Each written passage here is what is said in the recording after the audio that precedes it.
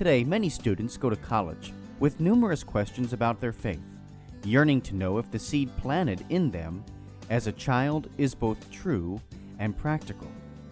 Using the miracle on the road to Emmaus as a model, young adult ministers conversed weekly for 3 months with college students about the most pressing questions they had about the Catholic faith.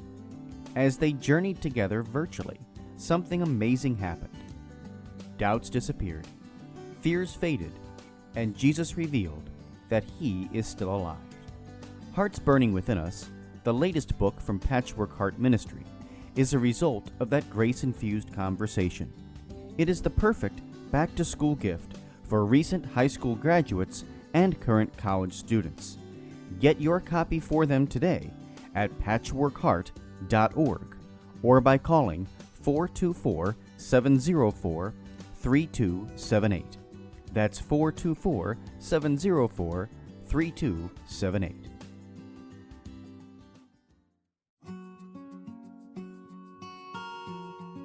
The St. Raymond Nonnatus Foundation, in partnership with Patchwork Heart Ministry and Fiat Ministry Network, presents a podcast for families in crisis. Hello, and welcome to a podcast from the St. Raymond Nonnatus Foundation for Freedom, Family, and Faith. This is Ann DeSantis, the director, and this is our monthly Families in Crisis podcast. And here I'm joined with the president of the St. Raymond Nonnatus Foundation, Mickey Kelly. Mickey, thank you so much for joining us again for this podcast. Well, I was just, thanks, Ann. Well, I just want to let you know, I was just listening to Bon Jovi before we were getting ready to record, and I was just remember that the chorus in Living on the Prayer. Whoa, we're halfway there, since this is like the fourth Beatitude we're covering of 8. So, yeah. That's right, Living on a Prayer. And this one is, blessed are those who hunger and thirst for righteousness, for they shall be filled. And Mickey's right. I mean, this is the 4th one. So this is podcast number 4 for this 8-part series. And I want to encourage all of you listening that if you haven't listened to the other ones, just be sure to go back.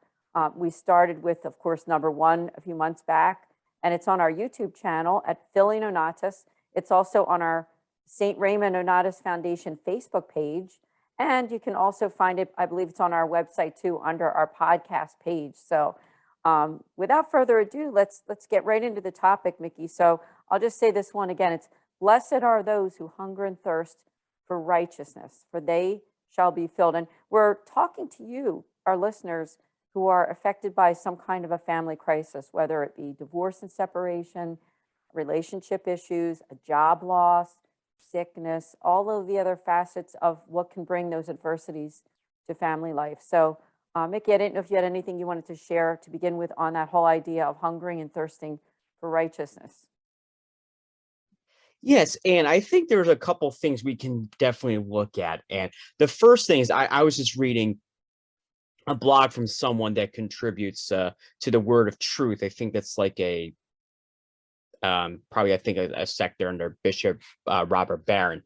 One of the things that I kind of noticed, and I was just like going through them recently, the first 3 Beatitudes mainly concern us, and with the 4th one, it sets like a little bit. There's like a bit of a shift here, and what it is that it's a little more. Like I kind of look at it as something a little more positive than what the first 3 offer. And we have to understand that with this 4th Beatitude here is that we are challenged by what's around us, basically. And let's face it, like we look at the recent events over the years where the Catholic faith has been attacked, it's been smeared, it's been mocked. You know, you look at these elite celebrities, they're always like finding a way to put Catholics in the punchline, or oftentimes too, like, you know, people saying like the Catholic Church is irrelevant, it's old and frail. Well, they haven't been to a World Youth Day gathering. I can assure you that it is not old and frail. You're just watching too much CNN. So that's one thing that really jumps to mind here, is that we are striving to do what is right and just every time we proclaim that at Mass. And let's face it, one of the prime examples that I can really think of with this beatitude is we look at the the pro-life movement. For over half a century, they have marched, whether it's in Washington, and now we're seeing something out in the West Coast in Los Angeles and San Francisco. And of course, too, now like there's these marches too that are coming on a local level, like let's say on the city and eventually on the state level. And perhaps once this unconstitutional barbaric decision that was decided by 7 out of 9 men on the Supreme Court back in 73, this would draw the lines to, let's say, on the city as well as the state levels. And some of that we're already seeing now, but only time will tell. And I think it'll be very interesting to see that. But back to the point here. And we also have seen Catholics over the years that have done things such as, protecting what is true, good, and beautiful. Especially, I look at the example of the missionaries from Generation Life and the Culture Project, how they go inside these classrooms and they remind people of what the virtue of chastity is. And granted, the students may think they want to mock these missionaries. I'm not sure that happens at the Catholic school. If it does, we got a problem. But I can understand they get attacked because at the secular schools, because they don't really understand most of it unless they go to youth group gatherings or whatever the case is. But honestly, if we look at the history of the church, and let's also look at the early church, because they were preaching, the gospel of Christ to every corner of the globe. And 9 out of 10 of these people, they were killed, for their witness to Christ. Yeah, thank you for sharing on that. I was kind of hoping that as we began this podcast that you would touch on that particular topic, because that certainly is a hunger for righteousness, isn't it? When we see what has happened in our world and that life is not honored from the moment of conception until natural death. And I also want to just thank you, Mickey, for the work that you've done over the years with praying in front of abortion facilities, and really giving so much of your time and your life to that, and to the challenge that poses, because not everyone, even people who are listening, they may be pro-life, but taking that step to actually go to a facility and pray is something different. And so I just want to thank you and other people who have done that, and also people who have prayed for it. And I think this is an interesting beatitude to talk about, because we are talking about a blessing for those who hunger and thirst for righteousness. And I pulled up this article. It's on Catholic Culture, and the article is entitled, "Blessed Are They Who Hunger and Thirst for Righteousness." And it is, these words are actually coming right from our Holy Father. And so even though it is an article that I pulled up, the Holy Father says this. He says that we've already encountered a poverty in spirit and mourning. Now we face another type of weakness, that connected to hunger and thirst. Hunger and thirst are primary needs which relate to survival. This must be highlighted. Here we do not talk about a generic desire, but rather a vital daily need such as nourishment. And he just goes on, and I'll read a little bit more. It says that, but what does it mean to hunger and thirst for righteousness, for uprightness or for justice? We're certainly not talking about those who want revenge. On the contrary, in the previous beatitude, we spoke about meekness, which was last month on our podcast, of course. Certainly, injustice wounds humanity. Human society has an urgent need for equality, truth, and social justice. Let us remember that the evil suffered by the men, women, and men of the world reached the heart of the Father, which father would not suffer for the pain of his children. I thought we could just back up a little bit in what he just said there, Mickey, that we're not talking about those who want revenge. He says, on the contrary. So I don't know if we want to talk about that. I know you and I have talked about revenge too, even when we did the Cardinal Virtue series. So this is something different. Mickey, what do you think is different about this one compared to having revenge for someone? Well, I think we also see too, Anne, is that mercy is involved one way or another. Well, of course, I know we're going to be unpacking Blessed are the Merciful, and it's kind of straightforward. But this, let's all face it, like, I kind of think of everything overlap in each other. And what the person is saying here is that, it's not that, let's face it, that there's a time for mercy, and revenge is not really how you fulfill this beatitude.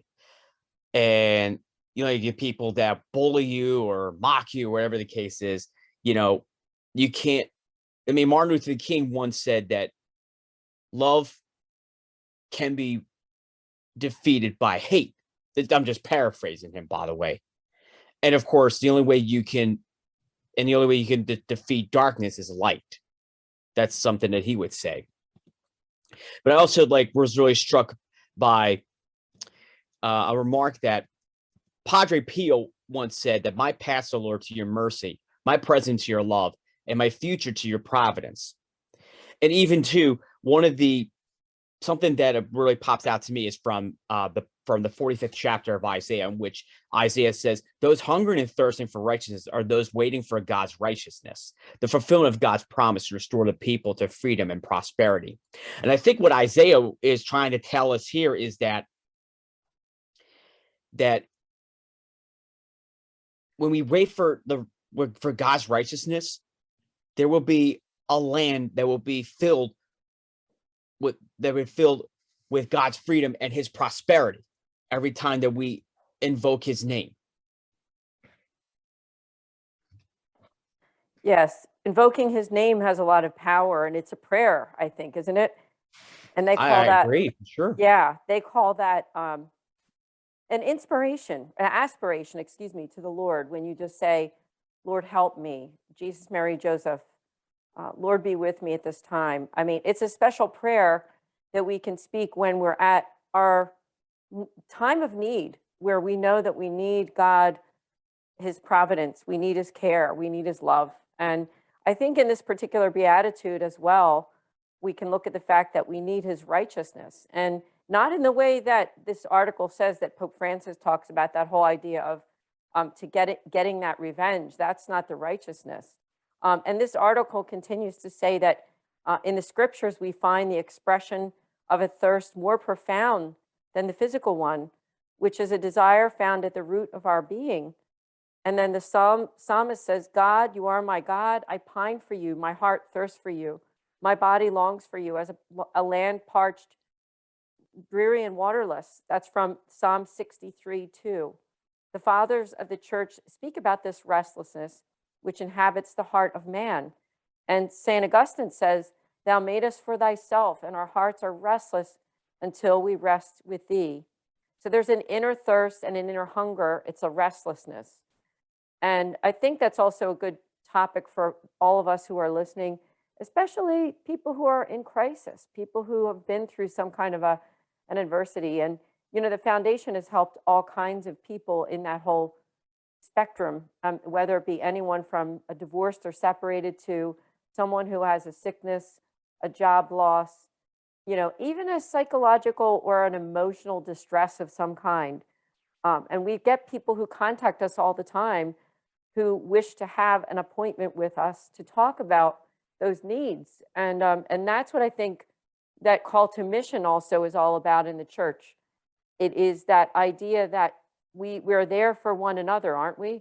And I think even when we examine these Beatitudes, we can examine the fact that I think in some sense we all feel that need for righteousness when we see the things that are happening in the world, and we question and say, Lord, how could you allow the things that I see?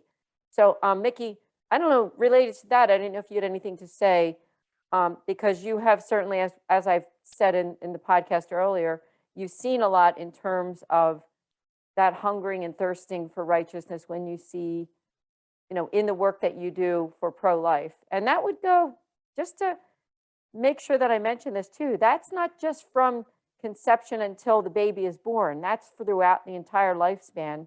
Because I know the work that you do, Mickey, helps to bring that righteousness to the young mothers who decided to keep their children. Sure. And so I think one of the things that kind of pops out on me with your remark is that, we always hear the common thing where people saying, oh, you're just pro-birth. You know, you just don't care about the baby after they're born. When in reality, I think it's them. That's the naysayers that keep saying it. But I am aware of the fact that pregnancy resources, and I'm just not just saying that it's in our general area where our operation is, and this is we operate in a secret location that is not even known to Darth Vader, of course. But on a serious, back on top, but back to my point, is that some of the pregnancy group resource crisis groups, such as Legacy of Life, Alpha Pregnancy, they develop a very close relationship with the client and also to the pro-life Union Greater Philadelphia as well. And they walk with them for, let's say, up to about 5 years. And by that time, maybe that kid that was spared from abortion would be through pre-K or through kindergarten. And there's let me put it this way. That's a connection for life. No pun intended, of course, but they're connected for the rest of their lives. And there'll be times maybe they hit some bumps on the road. And some of these single moms, they will also be equipped with some tools, such as job skills, life skills, home economics, you name it. And there'll be volunteers. There'll be like a pool of volunteers that would visit these homes, and time after time, they will go in and show these people. And believe me when I tell you, like from the conversations I had with many of these people that run these homes, some of them are awestruck that they've never learned how to do this, how they learned to do that. It's like, I honestly think for them, it's a very humbling experience. And it's like it's a skill they have in their back pocket, of course. And then I remember one mom that I encountered that when she decided not to go through with the abortion, and after the baby was born, she decided to go back to school, and she's now working as a nurse by the grace of God. And all because and who helped her? It wasn't Planned Parenthood. It wasn't, it wasn't, their local politician or anything. It was the Pro-Life Union Greater Philadelphia. And they were walking through, 3 to 5 years after the baby was born, and they form a lifelong connection.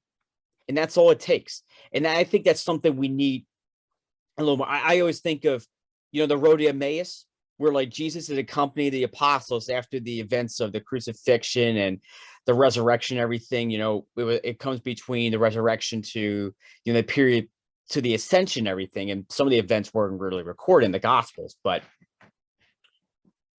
I think that's something we really have to I think that's a metaphor to really understand these like these connections that, local pro-life groups would form, and as well as pregnancy centers too, with the moms after they decide not to go through with the abortion. Yeah, what wisdom that you're sharing with us, especially for people who don't know much about it. Some people, they're very much bothered by what they see is going on in the world in terms of how abortion, happens in our world, and people don't always choose life. So I think it's good to hear your perspective as a person who knows so much about it, person who's worked in it, and you've invited me to be a part of it too. And I'm really honored that I've been able to make that time when I'm able to pray and to be a part of the pro-life movement. So, it really is for not just about after the baby is born. It's that support that is offered afterwards from the younger mothers to places like, and whatever age the mother is, but places like you mentioned, the Alpha Care and other nonprofits that are doing good work to bring those resources. And bringing it back to our topic again here with the hungering and thirsting for righteousness, I think that's all part of it. When we care about all aspects of life, we're talking about particularly the end of abortion, but of course we have helping the homeless, feeding the poor, the sick, making outreach to them. And so that's all part of it too. And going back to what I was looking at this article, talks about the idea that, that struggle that we have sometimes between good and evil. And this is still from Pope Francis. He says that in every heart, even in the person who is most corrupt and farthest from goodness, there's a hidden yearning for the light, even if it is found under the rubble of deceit and errors. But there is always the thirst for truth and goodness, which is thirst for God. It's the Holy Spirit that inspires this thirst. He is the living water that has molded our dust. His is the creative breath that gave it life. I think that's really good to ponder for all of us. One thing is, and I know Pope Francis has said this often, especially when he first became Pope, he said that he's a sinner. And I think we all are sinners. There's all areas of our lives that we are not perfect. And when we go down the list of Beatitudes or the 10 Commandments or the cardinal virtues like you and I did before, and we examine ourselves that on a daily basis, how we're not always honoring God in all that we do, how we're not making outreach to people, especially people who are hungering and thirsting for righteousness, people who need us, right? People who need our care, our prayer, our love. And that brings me to, and Mickey, maybe we can talk about this, the work that we're doing. The work that we're doing with this foundation that we represent through the Mercedarian Friars. And I know I try to do this on every podcast, but I want to thank them for founding us back in 2015 after they had attended the World Meeting of Families. And so some people might ask us, like, why do you always say families in crisis? Like, why is that your main focus? And that was specifically because of that event that happened when we had the Year of Mercy and Pope Francis came to the United States. He did the Mass, they had meetings, and Pope Francis made a call out to everyone. He said, what can we all do to help make families' lives easier, better? And how can we make better support and outreach to them? And so that was when a couple of our friars from the order decided that's what we need to do. And so, Mickey, I don't know if you wanted to share a little bit about that world meeting, because I do think we can really, even though it's been like 7 years already, I think we can look back and say the fruit of that is something like this foundation and what we're trying to do, because we've, at this point, I think we've really helped hundreds of people, not just through our one-on-one consultations, but also through our podcasts and videos that we've done. Even you and I, Mickey, we've done so much. Mickey, I don't know if you wanted to share that on the world meeting, because I know you were there. I thought you were too. I was. Anyway, yeah, you know what, Ann? I was just kind of surprised. Yeah, it would be 7 years since that time. And I remember clearly I was walking around the convention center, I'd say Tuesday through Thursday for the most part, because I understand by Friday everything had to close down and get ready, because once the Pope made landfall, Secret Service, a lot of these agencies, they really got involved, and they were slow, and they were shutting down the city little by little, of course. And I was like so used to like the regular hustle and bustle, but of course, yeah, like police officers and National Guard members, they were like standing, I'll say almost like at every corner, let's say within a couple blocks from where the parkway was. And I was super close to where everything was happening. And I was just like thinking to myself, that I was also walking around some of the bars and businesses that were nearby. And I was like thinking to myself, wow, it's really booming over here. So, but I would say, yeah, I mean, I just really think that when the Pope took over, and this is just, a mere couple months before he launched the Year of Mercy. And I honestly thought he was really moved by the situation in the United States, how like half the marriages in the Catholic marriages are ending in divorce. And I think the Pope knew full well that there was a need for some people to be healed from all of the damages that were done, even the inflictions that people had to take from the culture that's saying that that the culture that is embracing modernism and putting traditionalism on the margins. And let's face it, Christians today are marginalized by this whole woke culture and, modernism and everything. And we really need to stand first of all, we really need to stand our ground. That's something that's very important. And this whole agenda that is, and let's face it, Satan is alive because of this agenda. And we need to do a better job, holding the line or pushing back hard and even fighting harder. I always think of how when Rocky goes down during a fight, maybe he has two choices. One, he can give up, or he can get back on his feet and fight his opponent harder. And I'm sure it wasn't easy, but he trained for weeks, if not months, for a reason to win the heavyweight title, or to prove that he was one in a million, whatever the case is. And that's we as faithful Christians are called to be. One of my favorite church songs is Onward Christian Soldiers. And even Pope Francis even reminds us, always forward, always forward. And I think that's how we can win back the culture. It's not to drink that woke Kool-Aid or anything like that. It is to stand our ground and fight onward. Beautifully stated. And thank you for sharing the reflection also about the World Meeting of Families and the Pope's Mass. And, we were really blessed. Mickey and I both live in Philadelphia. The fact that the Holy Father visited that year. And admittedly, it was a crazy time in terms of the busyness of the city that day and those during that time. But the aftermath of it was the thoughts and feelings and expressions about the importance of that central unit of civilization, right? The family. And so I just think we're really blessed as a foundation that was a big part of how we were born, right? How the idea that the Mercedarian religious order wanted to do something for this whole idea of family life. And going back to that same article that I was looking at, the blessed are those who hunger and thirst for righteousness, it says that every person is called to rediscover what really matters, what they really need, what makes them live well, and at the same time, what's secondary and what they can do without.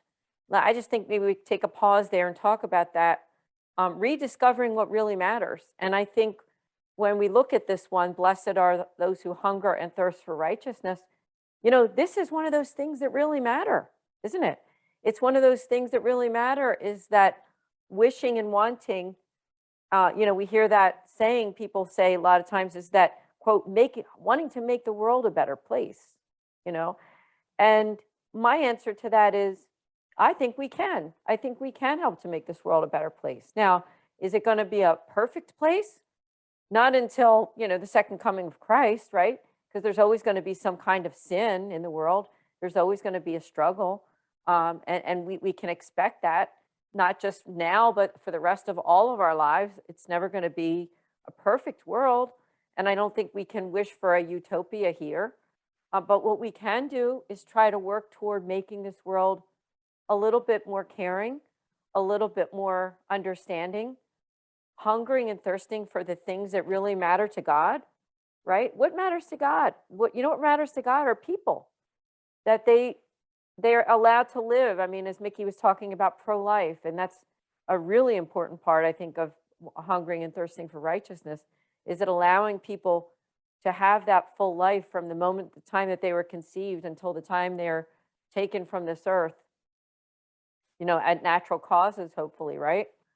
But that's, I think, something that we can all consider. Going back to that article is just to consider what really does matter, what is important to God, and what is also important to you as a person, and thinking about that in terms of your faith and how you can pass your faith on. Let's take a few minutes and talk about that, Mickey, because that's something I think that's worth talking about to our listeners who might have children or grandchildren, that they're concerned, that don't understand this righteousness, that they look at it, as you said, as just a worldly thing. or something that doesn't have much relevance to them when they're living a worldly life. Is there anything that you, being a person in your 30s, a word of advice that you could give to people who might be very concerned for their families that they're not understanding these Beatitudes?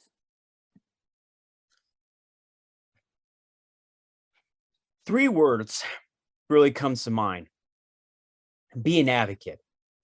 And I don't mean just, being like the type that wants to protect, the families. I mean, absolutely, yes. Because let's face it, we look at some of these videos we see and we were scrolling through like the feeds, whether it's Instagram, Facebook. Well, I don't know if Twitter does it, but you get the point. You see these people that are doing things, and most of them are starting at a very young age, at kindergarten, with these things like, you see on the news, like with the Black Lives Matter protest, or, trying to expose people to pornography or whatever the case is at an early age. And that's very scary in my opinion. I mean, and I'm not sure say my opinion, but it's a fact. I mean, some of the things that parents really need to do is they have to understand they are the first teachers. And I think that's something that's been missing. And you wonder why why children today are being exposed to, the garbage like critical race theory or Common Core, or whatever these flawful curriculums are. And there's no question in my mind. Of course, and you being a homeschool mom, there's going to be a rise in homeschooling, or even people trying to, lead an exodus from the public school system to the parochial school system. I mean, granted, they might have to struggle a little bit to put bread on the table, but the reality is that there's one education focused on building the character of the person. And I think we see that through a Catholic education. And at the time of this podcast, Catholic schools, we came and went, of course. But one of the things that I really think that we need to do is, especially for people in their 30s, and most of them that are in their 30s right now are probably parents, is first and foremost, be an advocate for your children. Secondly, this is to the fathers. Don't be afraid to teach your children the habits of being good, faithful Catholics. And even Scott Hahn mentioned a few times that it's the father who is the faith leader in the household. And I guarantee you 9 out of 10 times, if the children see some of the good habits that their father is doing, chances are they're going to follow the father more often than the mom. So we do need the fathers. We long for the fathers to really step up their game, especially when the going gets rough, because we do need good men to step it up. That's really my 2 cents and everything, with the 3 words: being an advocate for your children. And I guess the other thing for those that are single is, don't be afraid to step in when you see your nieces and nephews or your godkids having a father figure that is missing. Step up. Recently, I was reading an article about how a defensive player for the Philadelphia Eagles stepped in when there was a young girl whose father died tragically. And the mom reached out to one of their favorite players who plays defense, and he stepped up and he went to the father-daughter dance in his place. So we do need men to really step it up. I mean, they got to stop buying the whole feminist rhetoric and be the men they were called to be by God. I'm so glad that you offered that advice for families, and specifically for men who are listening to this podcast. And if you're a man and you're a dad or a grandfather, even, how you can step up for your family. That makes such a difference in terms of their faith. It makes such a difference in terms of the modeling that children do, whether they're male or female, when they see that dad has some kind of uh, a care, a practicing of their faith, that makes a really huge impact on bringing that righteousness. Let's bring it back to what we're talking about, right? I mean, the blessing are those who are hungering and thirsting for righteousness. When you hear families that are not practicing their faith and how hard that is for some, when they hunger and thirst for their families to care about that, they hunger and thirst for their kids and their grandchildren to go back to mass. They're hungering and thirsting for better relationships inside their family. Maybe there's been some divorce there. Maybe there's been some separation or some arguments that are happening in the family that people aren't getting along. And that's all part of hungering and thirsting for righteousness for you who are listening. And I want to make that outreach again. I know I say this on every podcast, but I don't think we can say it enough, is that one reason we're here is to let you know that we're here for you, that you can make that free pastoral consultation appointment by going to nonnatus.org on the priestly consultation dropdown or just the contact form. I'll even give you my email address. It's director.srnf@gmail.com. And those letters again are SRN as in Nancy, F as in Frank @gmail.com. Email me and let's set up that appointment for you. You can have as many appointments as you need, in fact. I will mention that we're not licensed counselors. We're not therapists. But what we do offer is the prayer, the care, and the outreach of the Catholic Church, all according to the Catholic Church teaching. And so you know that you can count on us for that proper catechesis and the listening ear. You know, that's what it's all about too, is that we're there to let you know that someone is there for you in your time of need. Going back to that article again, I keep referring to it because it's such a good one from Catholic culture. It says that Jesus proclaims in this beatitude hunger and thirst for uprightness, that there is a thirst that will not be disappointed, a thirst that, if satisfied, will be satiated and will always end well, because it corresponds to the very heart of God, to his Holy Spirit, who is love, and also to the seed that the Holy Spirit has sown in our hearts. May the Lord give us this grace to have this thirst for justice, which is precisely the desire to find it, to see God, and to do good to others.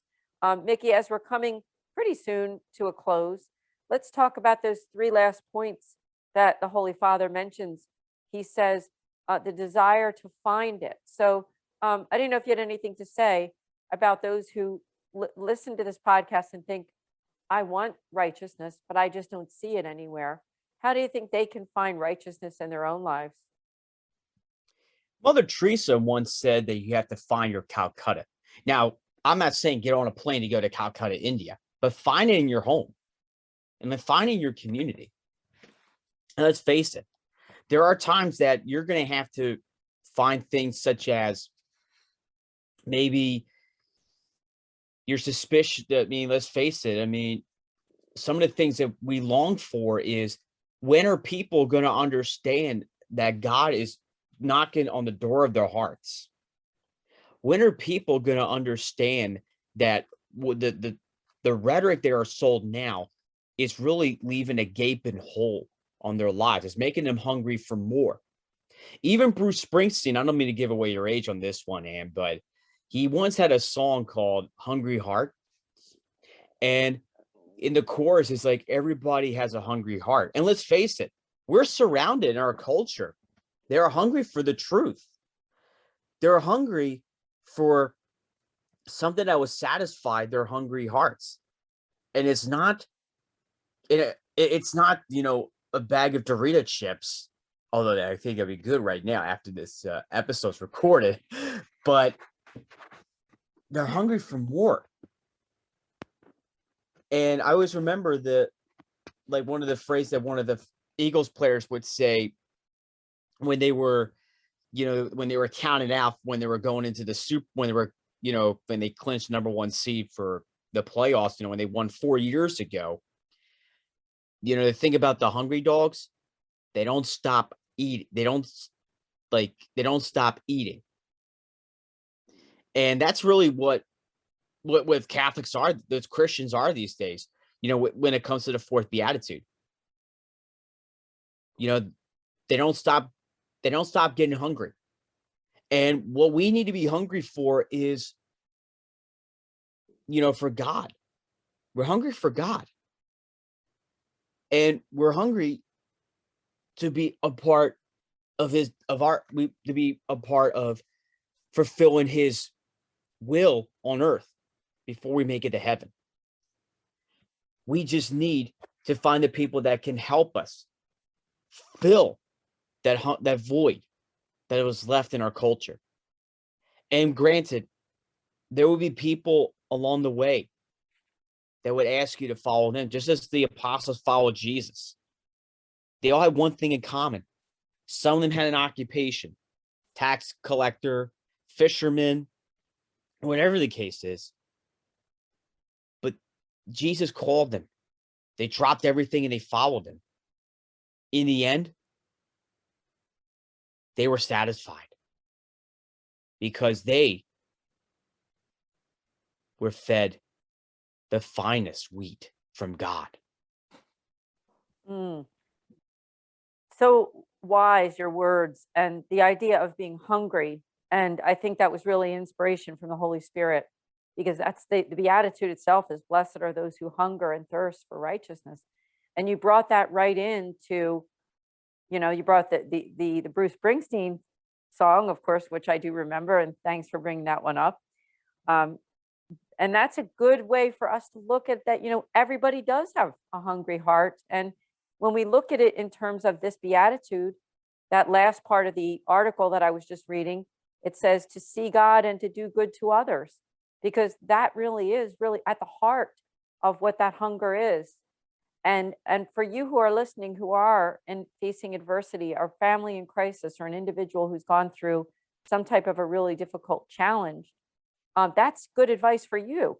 And that is the ending of that article that I read from Pope Francis that says, may the Lord give us the grace to have this thirst for justice, which is precisely the desire to find it, to see God, and to do good to others. So I think that's a good way for us to end this podcast, Mickey. I didn't know if you had any other words of wisdom.